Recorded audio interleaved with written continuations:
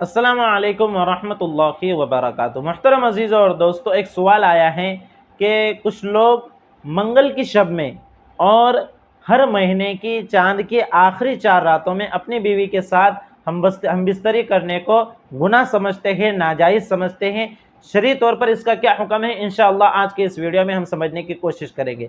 देखिए मेरे अज़ीज़ और दोस्तों, याद रखिए कि शरई एतबार से, शरीयत की जानिब से आपके ऊपर इस तरह का कोई भी हुक्म लागू नहीं है कि आप मंगल की शब में अपनी बीवी से हम बिस्तरी नहीं कर सकते, या हर महीने के आखिरी चार रातों में, चाँद की आखिरी 4 रातों में आप हम बिस्तरी नहीं कर सकते। ये सब गलत अकायद है, गलत बातें हैं जो दीगर मज़ाहिब से हमारे मज़ाहिब में आ जाती हैं। जो लोग दीगर मज़ाहिब के लोगों के साथ ज़्यादा इख्तिलात रखते हैं, मेल जोल रखते हैं, उनके अकायद के ताल्लुक़ से ज़्यादा गुरु फ़िक्र करते हैं, तो वो बातें बाज़ मरतबा हमारी कौम में भी आ जाती है। तो इस तरह का कोई अक़ीदा शरई एतबार से सही नहीं है कि मंगल के रोज़ नहीं कर सकते, या फिर हर महीने के आखिरी, चाँद के आखिरी 4 दिनों में नहीं कर सकते, हम बिस्तरी नहीं कर सकते। तो इस तरह का कोई अक़ीदा नहीं है, तो आप भी इस तरह का अक़ीदा न रखें। हाँ, हैज़ व निफ़ास की हालत में औरत को जो हर महीने जो माहवारी आते हैं, इसी तरह बच्चे की विलादत के बाद जो निफ़ास का खून आता है, तो उस हालत में औरत के साथ हम बिस्तरी जायज़ नहीं है।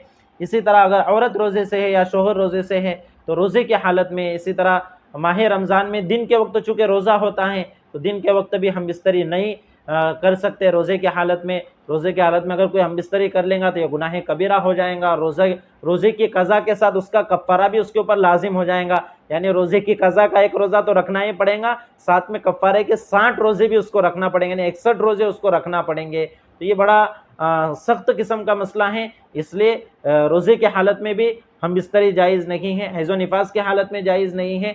तो ये सारी चीज़ें हैं, शरीयत की तरफ से ये बातें हैं। ये कोई बात नहीं है कि मंगल की शब में नहीं कर सकते हम बिस्तरी, या फिर हर महीने के आखिरी 4 रातों में नहीं कर सकते। इस तरह से कोई अक़ीदा रखना सही नहीं है। तो आप इस मसले को अच्छे से समझ लें और अपने दीगर भाइयों के साथ भी शरीयत मुतहरा का ये मसला शेयर कीजिए। वस्सलामु अलैकुम वरहमतुल्लाहि वबरकातुहू।